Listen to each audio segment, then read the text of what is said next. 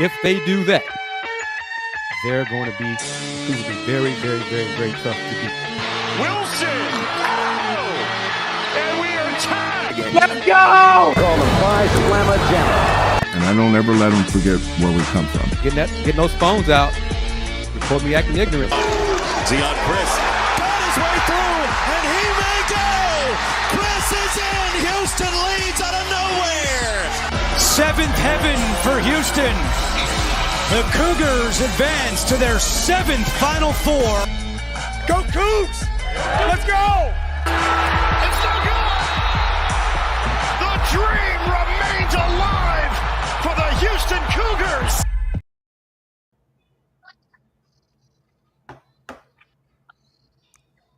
Are we You're on, Andy. we're on, but I don't know, on my screen it's like we're stuck. It shows me as we live, but I think we figured it out. Or there we go. Yeah, we're still trying to iron out some of these kinks with EV Mux, but we are live for another edition of Pod Slamma Jamma, week 2, heading into the Bayou Bucket, a intratown battle between the Rice Owls and the Houston Cougars. Battle of 2 1-0 teams heading into this matchup. Joining me, as always, Dayon, Dunlap, and joining us for the second week in a row, Mr. Kenneth, Bowman of Coog TV. How are y'all doing on this Wednesday evening? man, I'm doing great. Football is officially back. College football is in full swing. Them boys play tomorrow. Say, man, it's a beautiful time, man. Fall is here. Not the Cowboys part, but I'm doing pretty good. I just got back from Cage Rage, my UH alum. You guys know about Cage Rage. Yes, sir. Yeah, we was just out there, so yeah, doing pretty good on this Wednesday evening. Where you from, Kenneth? You from the H? Nah, I'm from Cali. I lived in like 4 different states, but I Okay. grew up in Cali. Who your football team? NFL. Seahawks. Seahawks. Okay. Yeah. Okay. Kenneth, how's the cage rage today? It was pretty good. It was a decent turnout. Seeing Eddie Nunez, he was out there. Women's basketball and women's soccer, they had their little moments on stage. They gave out shirts. Said it was up to a couple of the football players. They're all sprouted around throughout the event, and seen men's basketball, Chase McCarty, Mercy Miller, and Bryce Jackson. They're out there chilling. So just cool event. Sweet. You like to see a lot of these smaller teams going out there and being a part of, really, in a way, recruiting you fans to come out, support them once their seasons begin. So let's just dive right into this upcoming matchup. Houston, Rice, Dayon. Bryce Bell talked about it earlier, or not. He talked about it last Thursday night. About there's always a little extra added bonus when it comes to the players, because obviously, of course, they want to go home and walk away with the Bayou Bucket, and it's back where it belongs in Houston. But the last time that the Cougars and the Owls faced off at Rice Stadium, it did not go well for Houston. They were upset by Rice in that tumultuous season that was Dana Holgerson's final year with the Cougars. Houston looking to have a much different outcome.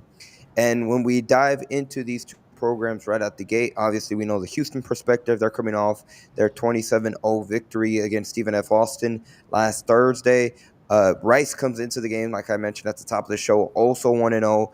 They defeated Louisiana in their first matchup of the season, in what I guess both teams come into this matchup not necessarily the most offensive juggernauts that they put on display on tape in their first matchup, but Rice much more struggle when you look at just the scoreboard, coming off a 14-12 victory over Louisiana. So Kenneth, I'll toss it over to you first. What are some insights that you have about Rice, and what are some of the things that head coach Willie Fritz and the players have said about Rice leading up to this game? Yeah, just speaking on what the team and the players, that they kind of already know the significance of the game. It's the Bayou Bucket. They want to keep the bucket. And also, I think this is the last time we're going to play Rice for quite some time, just due to conference realignment and stuff like that. Looking at Rice, they really weren't that successful in the passing game. Last week their quarterback only went 7 for 9 with 45 yards, but they were really good on the run. Uh, put up 119 yards rushing, and they were playing against a Louisiana Raging Cajuns team. But overall, I think this should be a win for Houston. I think they should go in there and beat Rice and kind of continue and build on what they did last week. Yeah, I kind of have that same expectation. I think one of the things I'm really looking forward to, what me and Bryce alluded to after the last race, Cougs, was kind of establishing the identity. I know it's only game 2, but throughout the spring and the fall, you look and you would have expectation of some sense of what the identity is of this team. Is it a run first team? Is it kind of a pass first team, or is it kind of game by game, kind of adjusting to your opponent? But I hope that they come out and establish the run game and kind of um, win the trenches and impose their will against Rice, especially up front. I'm looking forward to a better a better performance on the field from the offensive lineman. And I think what easy way to do that is running and being physical and pushing them off the ball. And it's a rivalry game. I think Dean Connors is going to be motivated. Of course, he's transferring over from Rice, but for him to have a better output than what he had last week. But I want to see the running backs really, really get going and kind of open up that passing game from there. Kenneth, what do you think about Houston's performance week 1 against Stephen F. Austin? They had some bright spots. I think the biggest bright spot about the offense was the quarterback play from Connor Wakeman and what he was able to put on film. Not necessarily the best performance, but he was solid in stretches, and he had a couple of big throws that showed off his skill set. What do you think overall about Houston's offensive performance? Offensively, I think we did good. It was the best thing that we've seen in quite some time from Houston offense. Uh, like people said, Connor put up 3 touchdowns in one game.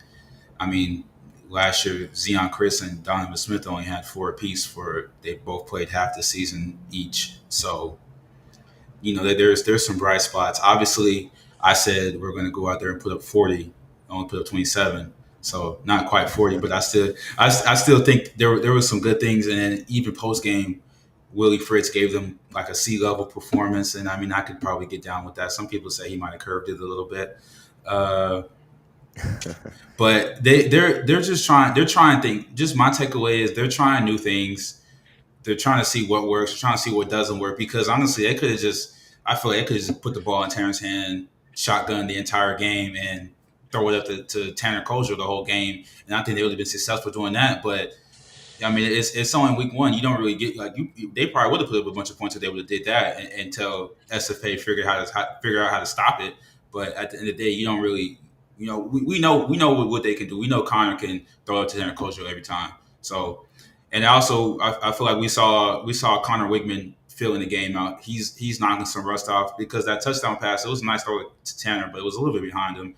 If Tanner was a little bit shorter, he probably wouldn't have been able to go up and get it. But we've seen him throughout the entire game. He's making his reads, making his progressions. He's looking for guys.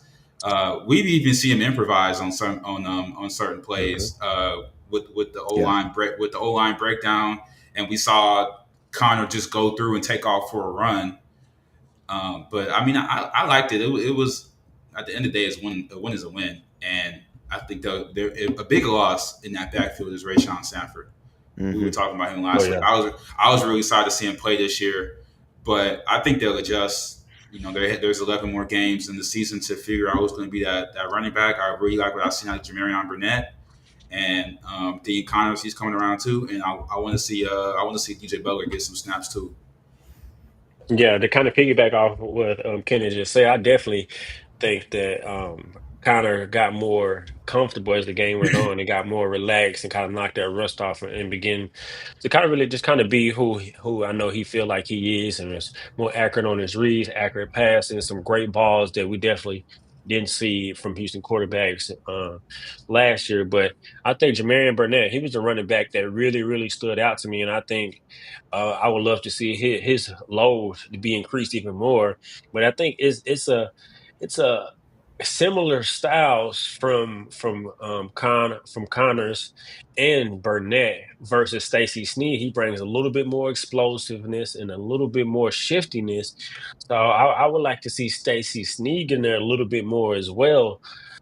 So I want to see how they're going to divide these carries up. But I definitely think Burnett, in my opinion, from what I've saw, probably should be more like a running back one, or be at least sharing those carries with Dean Connors. Kenneth, what can you tell us a little bit about Rice specifically? Like, who are some of the players to watch for? What's kind of the thing that you're looking for when it comes to the Owls' perspective? What challenges they can pose against Houston? Um, I wasn't really able to catch the Rice game. Things going on, but one thing I do know, they're coming out with a new, different offense. They're calling it like the gun option, something like that. Just so it's something new that they're running. It's something that people don't really see a lot. So it might give the Houston defense trouble coming out, but just because it's probably something that they haven't seen. But also, I'm sure Coach Fritz and the staff are emphasizing, they're running. This is what they're running. I'm sure scout teams in the film room looking at what Rice is doing offensively, trying to mimic that when they go out on the practice field and show it to their starting defense. But I think we will when they take the field, we will see something a little different that people maybe haven't seen from Rice offensively. And their running back, like I said, he had 119 yards.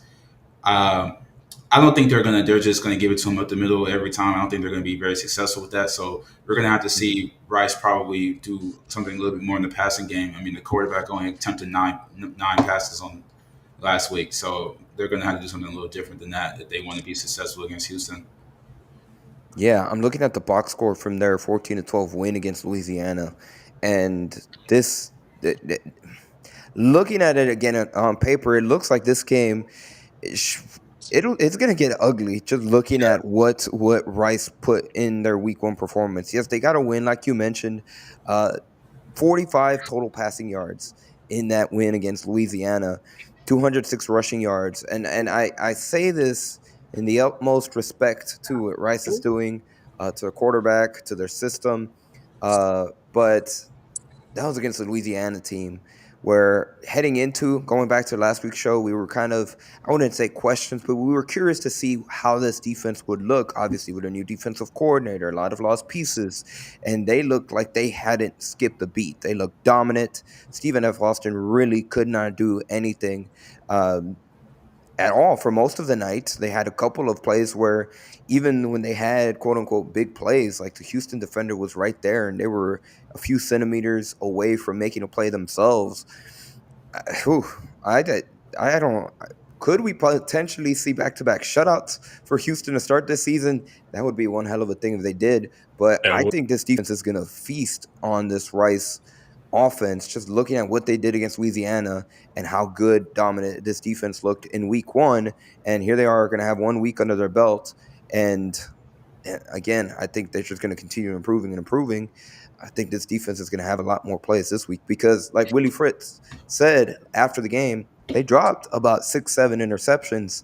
Yeah. And they're going to have if they can only throw the ball 9 times, they're going to stuff the run. The Cougars are going to feast. No, most definitely. I think defensively wise, I'm expecting another strong output.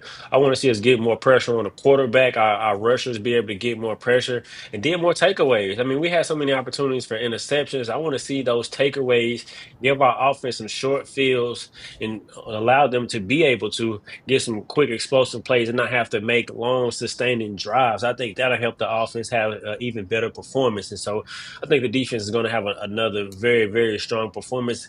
And like Andy said, potentially another shutout. I think with a shutout against Rice will even make the momentum even more well, build even more momentum going into week 3. But I think the defense played lights out. I want to see even more pressure on the quarterback, primarily with those rushers. And let's cause some turnovers, whether it's strip sacks, interceptions, to give the offense some short field and be able to allow them to get some points off turnovers and get some extra possessions. Yeah, I agree. I think we're going to see another, outstanding performance by the defense. Maybe a shutout. It's going to be a small amount of points. I think this is just because I feel like from just watching the team, we kind of already know what the defense is. There was some questions in the secondary, like okay, are they still going to be good? They lost guys to the portal, and then when they have a new defensive coordinator, and then coming into week 1, okay, the defense is still good. So now I think the focus of this game is going to be more on the offensive side of the ball. How is Slade able going to get guys involved? How are they going to deploy their running backs? What offensive line combinations are going to go in? Which offensive line combinations are going to work? Because I mean, we've seen in week 1 the O line was a little shaky, and that was against an FCS team. So week to week, we have to see. I think the biggest improvements that we're going to need going forward is the improvements on the O line, and I mean everything else. Connor, I think he's finding his rhythm. He's making his chemistry with his guys. Also, another guy I'm going to be looking at is Stephon Johnson. I mean, Yeah. Hmm. he didn't have any targets. That's not that doesn't show about what type of player he is. We know what type of player he is, but I think they're going to try to get him more involved this game. We might see a lot of Jamarion Burnett just a good performance he had last week. I think he was more efficient running than Dean Connors was, and Sure. we're gonna have to see what the offensive line can do because the team is only going to go as far as the offensive line goes. Hmm. This is an interesting point brought up by Crabtree. He says Rice's defense is rated at 69, which is close to Baylor's defense, which is at 63. And just historically speaking, Rice's defense has always, they've been a little tough in years past. So they're definitely going to be better than Stephen F. Austin's defense. So it'll be interesting to see how Houston's offense is able to look week 2. I think it's interesting to see again with the offense where again it's in all transparency, like you kind of had a little bit more of an optimistic approach when it came to with the offense put Yeah, together against Stephen F. Austin, but you hit the nail right on the head when it comes to the question marks. And I think the biggest question mark, and we've talked about it all season, is going to come down to the offensive line. And the biggest cause for concern in week 1 was going back to those 3rd and 1, 4th and 1 situations that they had right before halftime when they had 2 plays to pick up 1 yard against Stephen F. Austin, and they could not create a push. Again, not to take anything away from the Lumberjacks, but man, that was the moment right there where it made a lot of people uneasy about this offensive line. I didn't particularly like that sequence of plays. Yeah, I didn't like the play calls, and I didn't like Andy said, just the offense and not being able to get a push and pick up the yard. For one, I mean, we're in the age of tush push. Have we not installed a tush push? One. Two, we're in shotgun, which we should have learned our lesson from that from last year. And but I think that's just game 1. I mean, we definitely something that should have transpired, especially with the big style of running backs that we had. I mean, it's definitely you expect, especially with you challenge our own lineman. Hey, let's get this 31, 4th and 1. But I think that's all got to be motivation. It's going to be motivation to come off the ball and look to establish a sense of identity of we're a tough, hard nosed running football team that can open it up. And so I want to see what's the game plan. What are we looking to do offensively? What's going to kind of be our calling card that we go to a teams when they play Houston, they know, okay, we got to stop the run first, or we got to get ready to defend the Connor Wegman in the passing game because they can spread it around to 3 or 4 or 5 different receivers, a tight end, or even a running back. And so, what are we going to do? Or what I know it's only game 1, but what's going to be our calling card, something that we can do efficiently offensively? And I mean, honestly, I think that they kind of don't really know what they want to do on the offensive side of the ball yet. That's how I look. So I mean that's kind of I guess there's pros and cons. It's more of a sort of a double-edged sword because the teams don't really have, the team doesn't know what you're going to do. You sort of have an advantage, but then again, you might not know what you want to do. So you might get out there and look a little lackadaisical or looking indecisive. But I have faith in OC Slade Nagel. I mean, everyone's raving about him. I have faith in Coach Fritz. They say he's the program changer, and they say week one to week two. That's the biggest jump we see out of teams because at the end of the day, going like fall camp, they're not necessarily playing real games. They're just working on like the technical aspects of the game. They're not going out. They're not hitting each other. They're not going full speed. We don't really see that until they take the field for the first time in the stadium. What do you think? What do you guys think about this comment? It's in reference to the offensive line. It says that there's a lot of rotation. Big 636 says that it's going to be hard to be able to get a chance to find consistency with a lot of rotation. And Kenneth, that's something that Willie Fritz mentioned at the beginning of fall camp and still even kind of alluded to towards the end about they have a handful of players that they're trying to see is going to be those set five for the offensive line. And, they are doing a lot of rotations up front. What do you guys think about that? Do you think that that's working could potentially work out as a disadvantage, or what say you? Because, and Kenneth, I'll go to you first, because were there changes to the depth chart when it comes to the offensive line heading into week two? So I think how they do the depth chart.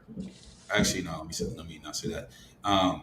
No, I think the week one offensive line depth chart was the same, but we've seen Pancake Hunter being taken out the lineup for other guys, and just in practice, I've seen them go with different combinations with the ones in practice.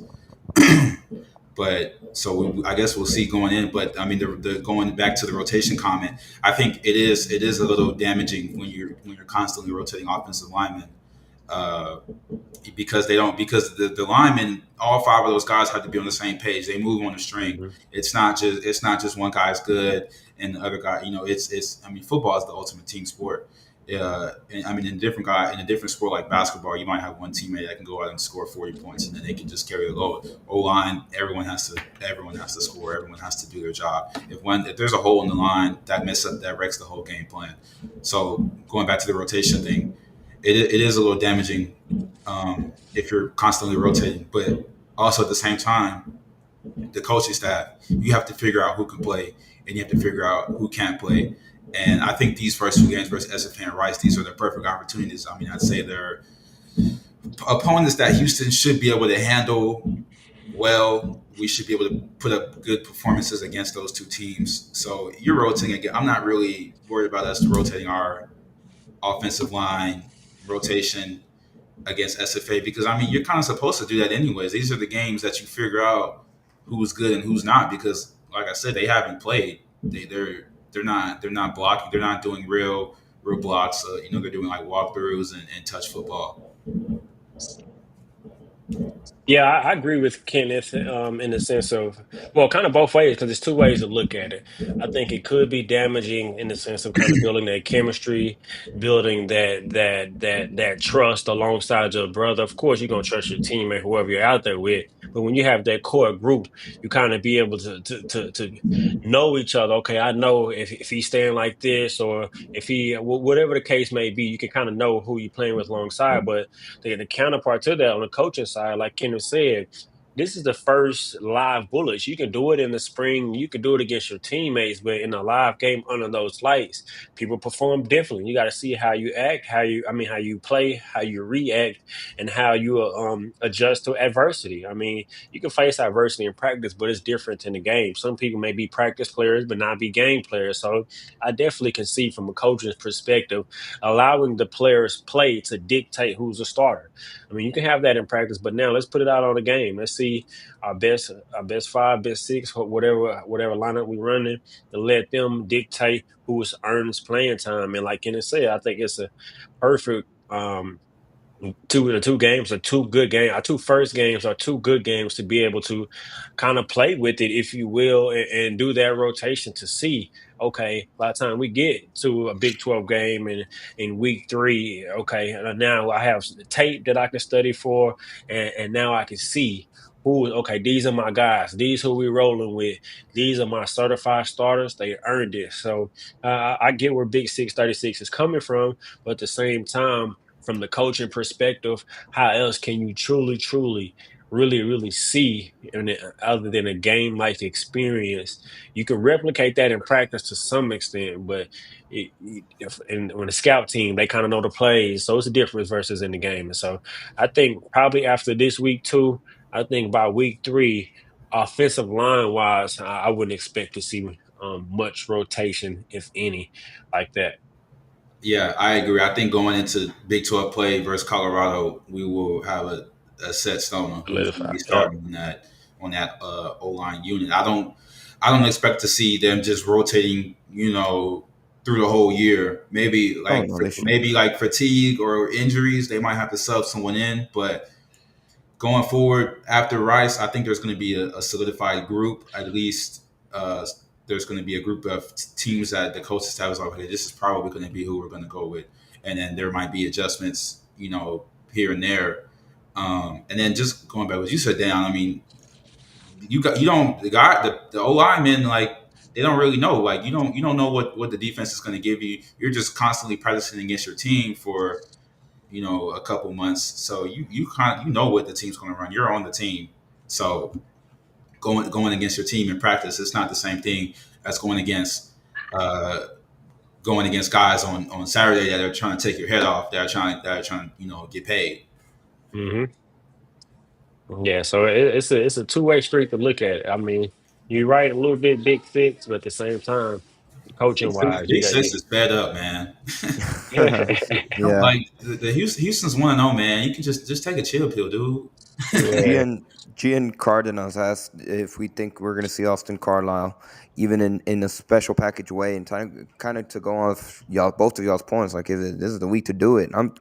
We were all a little surprised that they didn't even include him for one play or something against Stephen F. Austin. I don't even think Austin Carlisle is on the depth chart anywhere. I mean, they utilized him in the return game somewhat in practice. I like Austin Carlisle, but right now, I mean, I even like a special package, like a wildcat direct snap up the middle.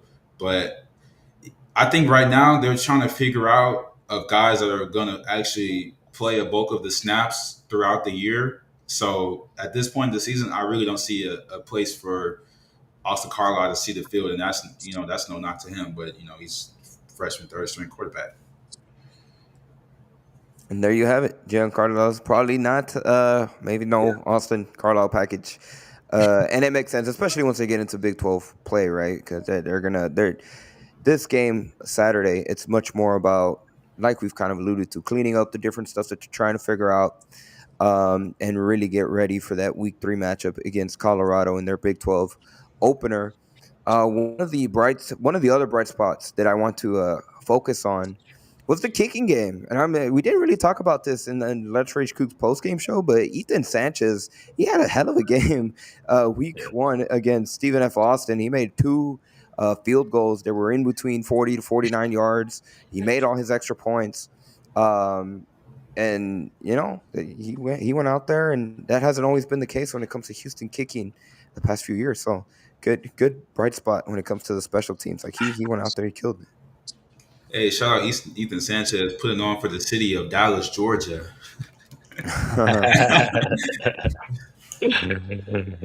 Yeah, no, it was a bright spot for sure, and I think it can't be overlooked or understated how important the kicking game is. I mean, you never know how football is. It can come down to a kick and having consistency and having some confidence back there, and that's the Coach Fritz really focuses on special teams. That's kind of his niche in special teams.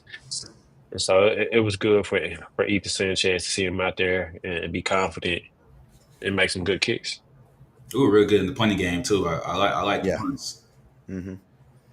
Most definitely. So special teams gets a seal of approval. Defense most definitely gets a seal of approval. We're trying to see if that offense can improve, and they're able to get the seal of approval week 2 against Rice. As we kind of start to unpack and wrap things up here, game predictions. And anyone who wants to take it first, what do you guys think the final score will be? And what's something that you're really going to be focusing on, either a player performance, something that you'd like to see against Rice? Take it, Kenneth.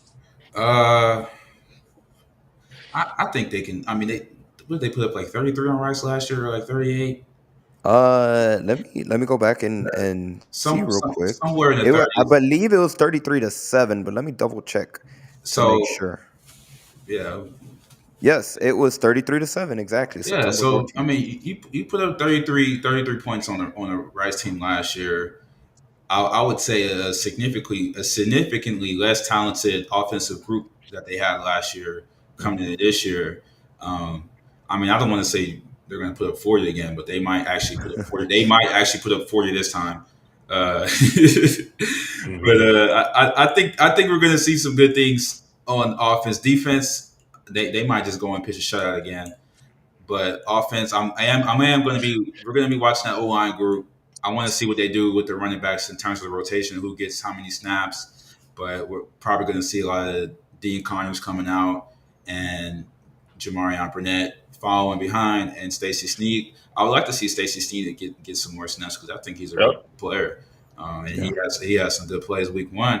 But also, I mean, if we've seen it, I'm sure the coaching staff's seen it as well when they're going over film. So we'll see the adjustments. And I mean, that was just your first 60 minutes of football. So you have to break that down, hours and hours of breaking down game film, and then they're going to implement that into practices, and then hopefully they implement their improvements into the game plan on Saturday.